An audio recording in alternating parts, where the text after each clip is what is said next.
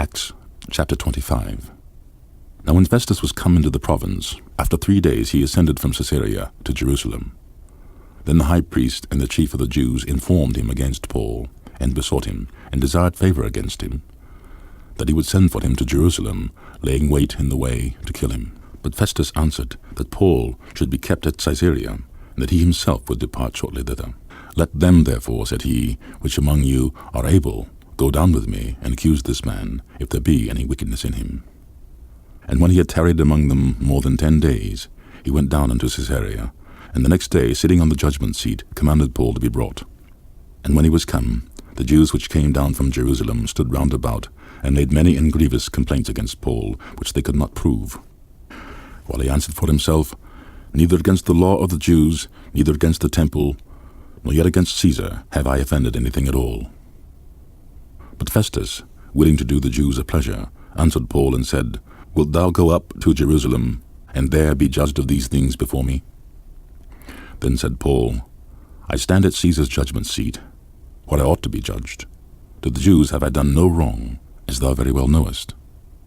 For if I be an offender, or have committed anything worthy of death, I refuse not to die. But if there be none of these things whereof these accuse me, no man may deliver me unto them. I appeal unto Caesar.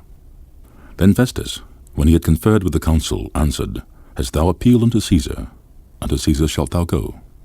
And after certain days King Agrippa and Bernice came unto Caesarea to salute Festus.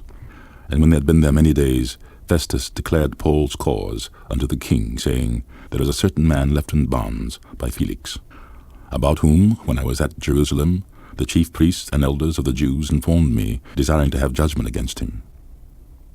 To whom I answered, It is not the manner of the Romans to deliver any man to die, before that he which is accused have the accusers face to face, and have license to answer for himself concerning the crime laid against him. Therefore, when they were come hither, without any delay on the morrow, I sat on the judgment seat, and commanded the man to be brought forth. Against whom, when the accusers stood up, they brought none accusation of such things as I supposed, but had certain questions against him of their own superstition, and of one Jesus, which was dead, whom Paul affirmed to be alive. And because I doubted of such manner of question, I asked him whether he would go to Jerusalem, and there be judged of these matters. But when Paul had appealed to be reserved unto the hearing of Augustus, I commanded him to be kept, till I might send him to Caesar. Then Agrippa said unto Festus, I would also hear the man myself. Tomorrow, said he, thou shalt hear him.